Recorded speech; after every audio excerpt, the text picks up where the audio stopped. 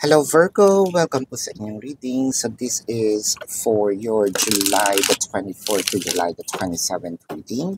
So Virgo, para po sa mga bago, don't forget to click the subscribe button, smash the like button, comment below kung kayo po ay nakaka-resonate, and hit the notification bell. So kung gusto niyo po ng dalawang reading sa akin, mag-subscribe po kayo dun sa ating kabilang channel, that is Babaylan TV. No, yan po ang ating unang channel catered for our international audience. And nagla-live din po tayo doon. So pwede nyo i-check, no? And sumali sa live sessions. Ayan. Pero kung hindi nyo maabutan ang live sessions, pwede naman kayo magtanong dito sa comment section as long as the question is answerable by yes or no. Virgo, I want you to know that this is a general reading. So you may resonate with the entire reading or you may resonate with some bits and pieces of the reading. Alright, so check what's only yours. Virgo, magsimula na tayo. So Virgo, ang nakikita ko dito parang medyo nasa challenge tayo, no, this past few days, weeks, or months. And the challenges in here, parang sinasabi dito natin na ako ba ang bunot, no? Ako ba ang bunot ng destiny ng universe? Bakit ito yung nangyayari sa akin? So, I think, no, nanawa na sa'yo. So, eto na, the challenges, either of course, you're definitely gonna surpass this and makikita mo yung paghupa na para din siyang bagyo, no? Parang ikaw yung nadaanan, no? But I am seeing recoveries in here. So whether this is through health, no, relationship, family, career, finances, it kind of parang nakikita ko dito you're gonna see the gap and you're going to fix it. Yun nga, you have to exert an effort in here. With the Hermit card, ooh, Virgo, diba? Yung card mo agad ang nagpakita. The Hermit card, the Enlightenment, the Judgment, the Three of Pentacles, the Tower, and the Seven of Swords. So, I think meron din kasi tayong mga ginawa dito, no? Parang nakikita na natin yung writings on the wall, no? Yung red flags. Pero still, in-insist pa rin kasi natin yung katigasan ng ulo natin. So parang sinabi naman kasi sa'yo, no? Na eto na yung mga signs pero hindi mo pa rin talaga siya sinunod or kumbaga either binaliwala natin yung mga signs or talagang pinairal natin talaga yung katigasan ng ulo. Pero with all these sabihin nating challenges, you've learned the enlightenment is here. Now, this time, I feel like you are going to do the right thing na. No? You're choosing, let's say, for those of you who's parang na lihis ng landas, no? I believe that you are choosing yourself for betterment of you. I'm choosing your family kung naligaw tayo ng bahay. Naku naman, naligaw talaga ng bahay. There's something in here, the fixation, no? If this is in relationship, I feel like someone naman is going to also fix the bridge with you. Pero, yun na nga ang hirap kasi kapag when a person actually betrayed our trust, no? How can we bring back that trust that this person broke? Kasi para siyang baso, no? Or plato na babasagin, no? Pwede mo siyang idikit, pero kitang-kita yung laman. So, parang sa'yo mahihirapan kang pagkatiwalaan. Sabihin natin, I believe that you're going to have some walls in here. The Tower, the Ace of Pentacles. Yep, there is an offer, also a promise na happyawan ko lang tong family ha. Sa family kasi parang nakikita ko, sige, either hindi na ako magsusugal or hindi ko na gagawin, lulustayin yung pera, mag-iipon na tayo. That's the promise. Doon sa mga may asawa na, no? When it comes to just a promise ng hindi naman mag-asawa, so kasi yung person din na nakita ko natuto din naman. So with the separation that happened between you and that person, I feel like they also learned their lessons well with the Hermit as well in here. With the Seven of Swords, the King of Wands, and the Wheel of Fortune. So is this them?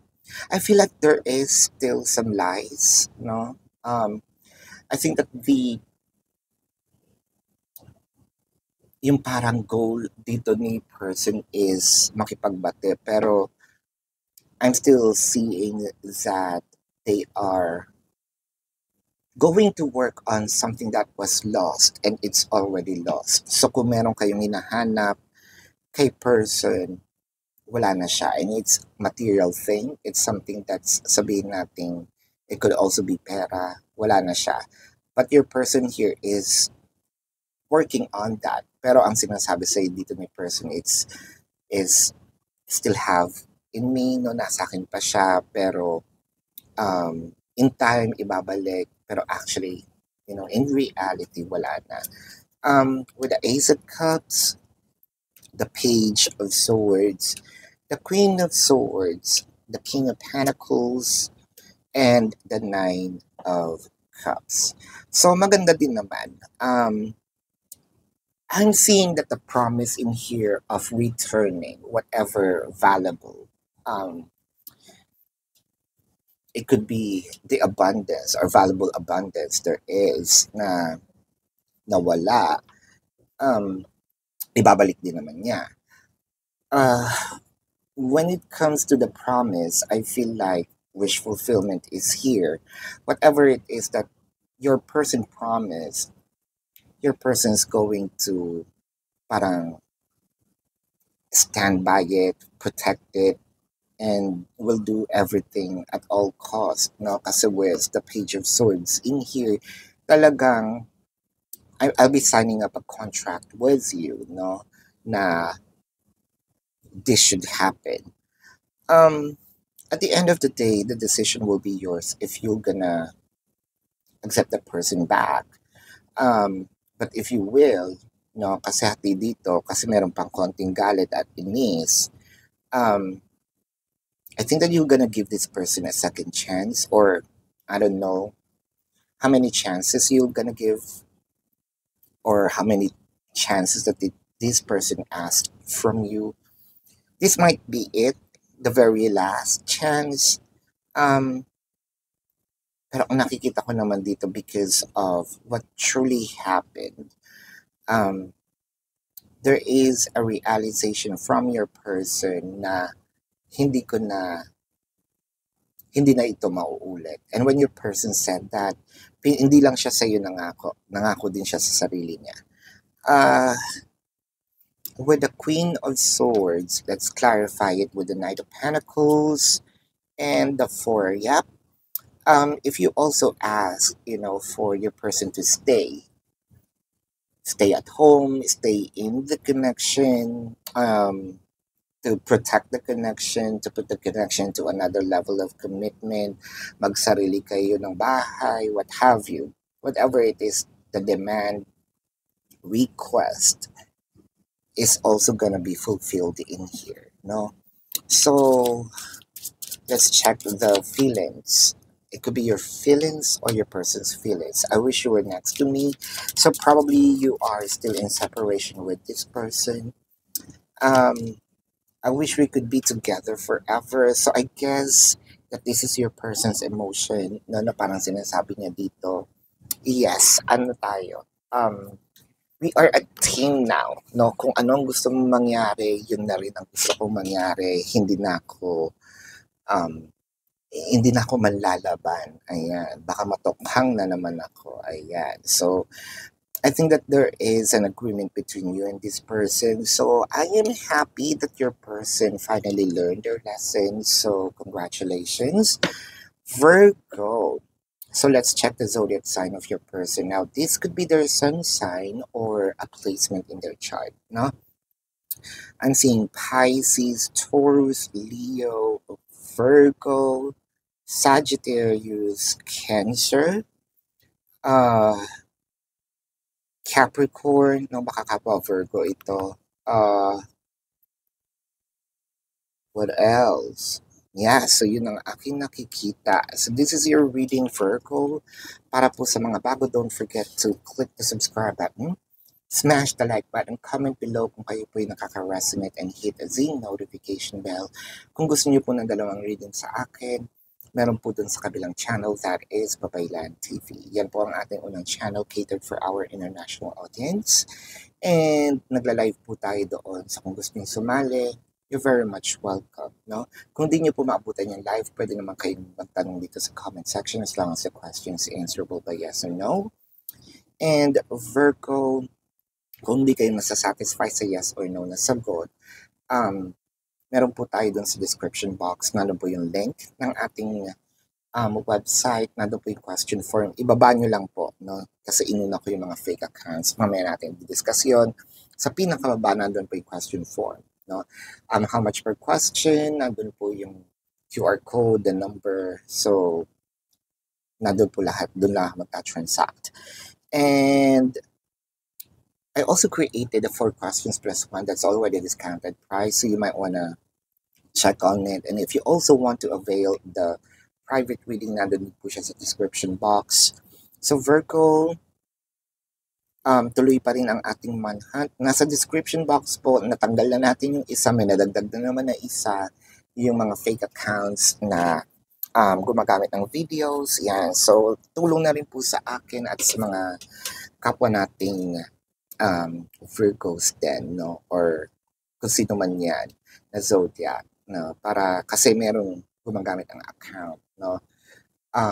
Or may gumagaya ng account to confuse other people. No? Nandun yung video logo and somehow similar to my username. Nilalagyan lang ng number.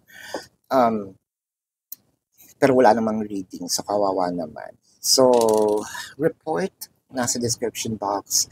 And in return, meron po tayong raffle na free personal reading. Once nagapit natin yan, so nandun din po yung email wherein you can send your screenshot that you already report the account. So Virgo, yan po ang ating reading. No? Maraming salamat. Love and light to you. Namaste. See you po sa susunod na reading. Goodbye.